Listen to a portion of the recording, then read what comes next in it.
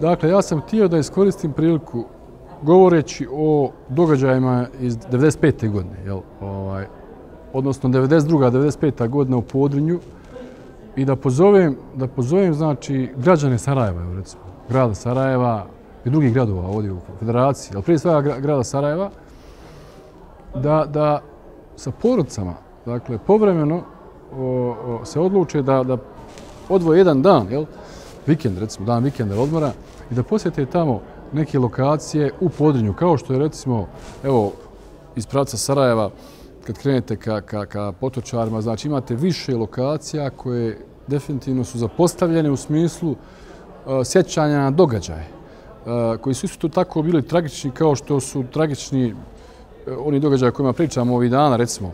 Imate lokaciju Sarajevo, Sokolac, imate pokolj u selu kod Sokolca koje se zove Mičevode, selo Mičevode.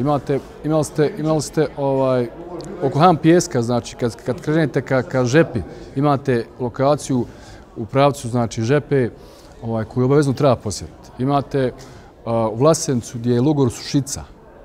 Imate, kad prođete u Vlasencu, lokaciju Zaklopača, gdje imamo šeitsko mezarje. To je prvi pokolj Bošnjaka u Podrinju, dakle, selo Zaklopača. Onda sljedeća lokacija, kad prođete Miliće u Novu Kasabu, imate znači stadion gdje su bili zarobljeni muškarci, dječaci držani jula 95. godine prije streljanja.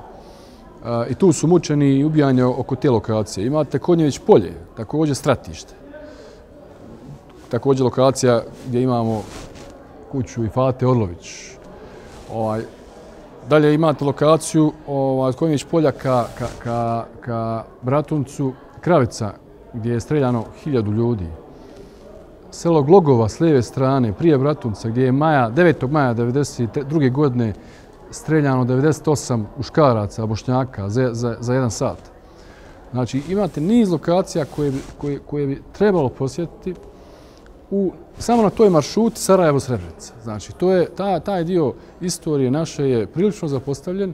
Nije Srebrenica kao krajnja destinacija jedina lokacija koju treba posvetiti pažnju. Dakle, Potočari, Srebrenica. Bratunac, grad susjedni, je jako važna lokacija u tom smislu. Još uvijek, nažalost, malobrojni Bošnjaci koji se vratili u to područje. Treba posjetiti te ljude, treba njima posvetiti pažnju. Oni se osjećaju jako usamljeni, a to je inače ujedno i prelijep kraj. Dakle, i Romanija i predio Žepe, znači tamo prelijepa sela, predjeli. Svi ti krajevi, sva ta sela su jedna divna, predivna destinacija za ove naše ljude da izađu iz Sarajeva u prirodu sa svojom djecom, a ujedno znači da njihova djeca nauče nešto o istoriji i geografiji Bosne i Hercegovine.